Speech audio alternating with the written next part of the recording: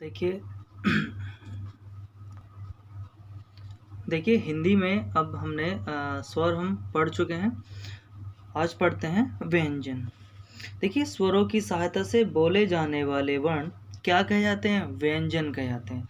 Question आता है कि वे वर्ण कौन से हैं जो स्वरों के बिना नहीं बोले जाते, मतलब स्वरों के सहायता से बोले जाते होंगे तो वे कौन से होते हैं? व्यंजन होते हैं।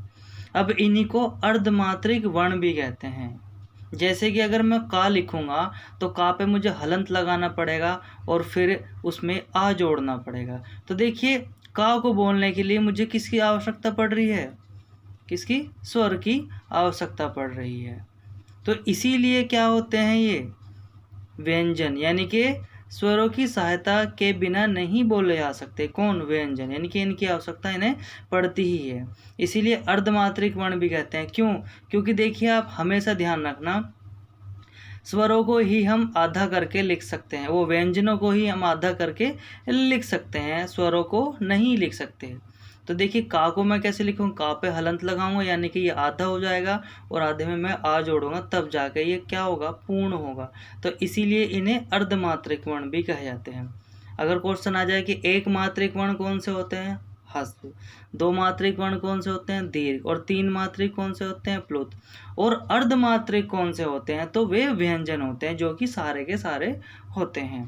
अब देखिए इसमें है आपका, जैसे कि का वर्ग में आते हैं का, खा, गा, ग, अणा, चा, छा, जा, अइया, इस तरीके से।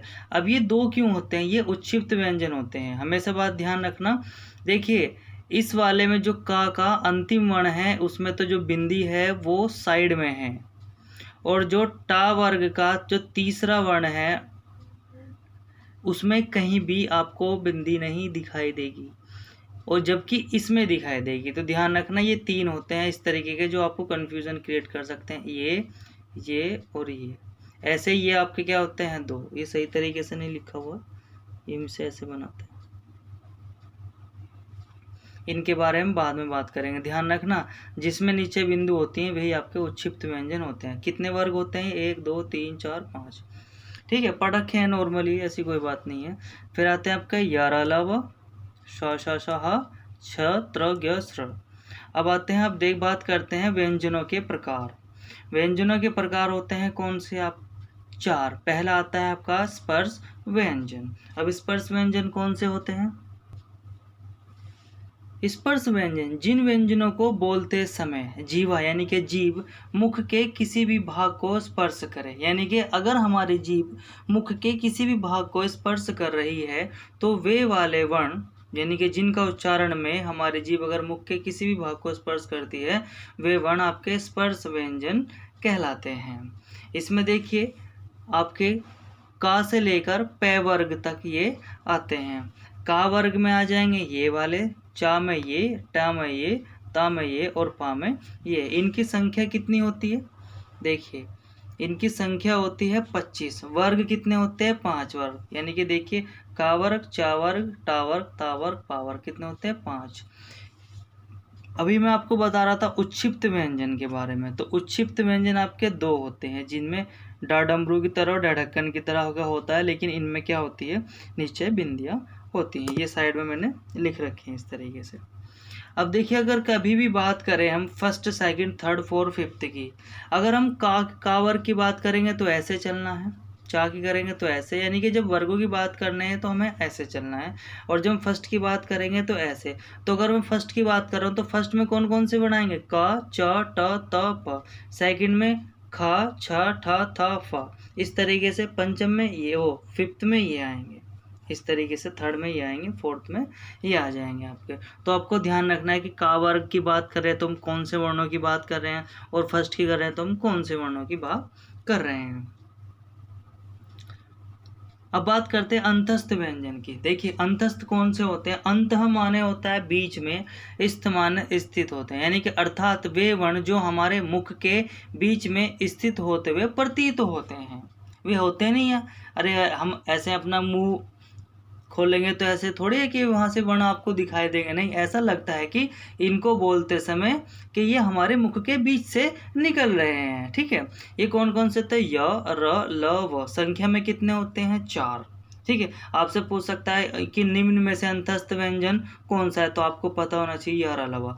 कितने होते हैं? 4। ये सबसे ज्यादा बार पूछा था, कितने होते हैं? 4 होते हैं। अब देखिए अंतस्थ के भी प्रकार हैं। अंतस्थ के कितने प्रकार हैं? 3। पहला होता है आपका पार्श्विक। इसमें कौन से आता है? इसमें सिर्फ ला वर्ण आता है, यानी कि वायु, यानी कि जिसको बोलते समय, जिसके उच्चारण के समय वायु जब जीभ के दोनों ओर से निकले। आप बोल के देख लेना, ला बोलेंगे तो ऐसे जीभ मुड़ जाएगी और साइड में से क्या आपकी वायु निकल जाएगी, तभी इसका उच्चारण हम कर सकते हैं। ऐसे ही आपका होता है अर्धस्वर। मोस्ट इंपोर्टेंट है। लोग बाग ये सोचते हैं कि जब स्वरों की बात हो रही है तो अर्ध में अर्धस्वर भी स्वरों में से होगा, नहीं, ये व्यंजनों में से होता है। ये अंतस्थ का प्रकार होता है, ये मोस्ट इंपोर्टेंट है। वो पूछ लेगा कि आपको अर्धस्वर कौन सा है, शुरू में आपको आ दे देगा, यानी कि स्वरों में से कौन सा दे देगा, और या तो ये दोनों दे देगा या इनमें से कोई एक दे देगा। तो आपको ये बात पता होना चाहिए कि अर्धस्वर की बात चल रही है तो ये अंतस्थ का एक प्रकार है। तो यानी कि या वा।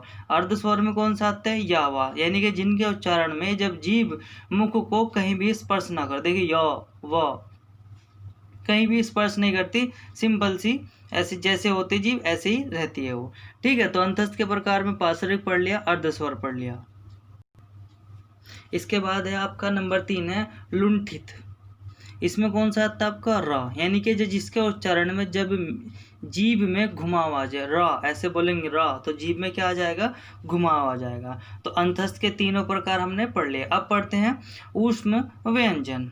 अगर ऊष्म व्यंजनों की बात हो तो ऊष्म माने, देखिए ऊष्म का मतलब होता है हीट, यानी कि वे वर्ण जिनके उच्चारण में मुख से गर्म वायु निकलती हैं, वे वर्ण कैसे कहलाते हैं? वे ऊष्म व्यंजन कहलाते हैं। इन्हें संघर्षी व्यंजन भी कहते हैं। क्या कहते हैं? संघर्षी व्यंजन, यानी कि जिनको बोलते समय संघर्ष करना पड़ता है। जब हम किसी पर संघर्ष करते हैं, यानी कि जब हाथ से हाथ ऐसे रगड़ते हैं तो ऊष्मा पैदा होती है। तो इनको बोलते समय भी यानी कि हमारे मुख से कैसी वायु निकलेगी? गर्म वायु निकलेगी। ये क्या होता है? ये इस 4 होते हैं जिनकी मतलब जो जिसमें श श श ह इस तरीके से होते हैं। कितने होते हैं? ये 4 होते हैं। तो पूछ लेता है कि ऊष्म व्यंजन कितने होते हैं? 4। कौन कौन से होते हैं? तो ये वाले आपको पता होने चाहिए। इसके बाद है आपका संयुक्त व्यंजन, यानी कि वे व्यंजन जिस प्रकार संयुक्त स्वर होते हैं इस प्रकार संयुक्त व्यंजन भी होते हैं। तो संयुक्त व्यंजन वे व्यंजन जो 2 व्यंजनों से मिलकर बने हैं, यानी कि जैसे आपका छ छतरिय तर त्रिशूल गे यानी स्र श्रमिक, इस तरीके से नॉर्मली पश्चिमी उत्तर प्रदेश में बोला जाता है।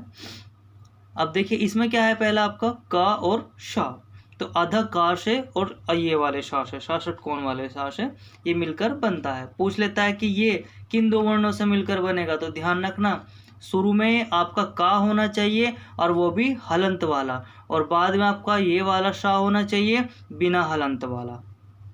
ऐसे त्र बोलते हैं आधा ता से और रा से। शुरू में ता होना चाहिए वो भी हलंत वाला यानी कि आधा, बाद में रा होना चाहिए बिना हलंत का। पहली बात तो ये ध्यान रखना। ऐसे गे ज्या से और अय्या से मिलकर बनता है, अस्त्र आदर श से और रा से। मोस्ट इंपॉर्टेंट आपको वो क्या करेगा, ये वाले तो लास्ट में और ये वाला शुरू में इस तरीके से दे सकता है। तो बात ध्यान रखना कि का, त, ज और शा इन चारों पे ही हलंत होता है, ये शुरू में होते हैं, और शा, र, य, र, अय्या, तो ये 4 क्या होते हैं, ये आखिर में होते हैं और इन पे हलंत नहीं होता। पहली बात तो ये आपको ध्यान रखनी है। अब मोस्ट इम्पोर्टेंट है आपका, देखिए स्पर्श संघर्षी वर्ण कौन से होते हैं।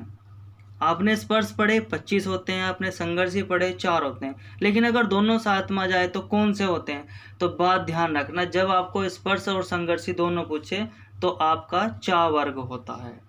चा वर्ग में आपके 5 वर्ण आते हैं, चा, छा, जा, जा, अय्या।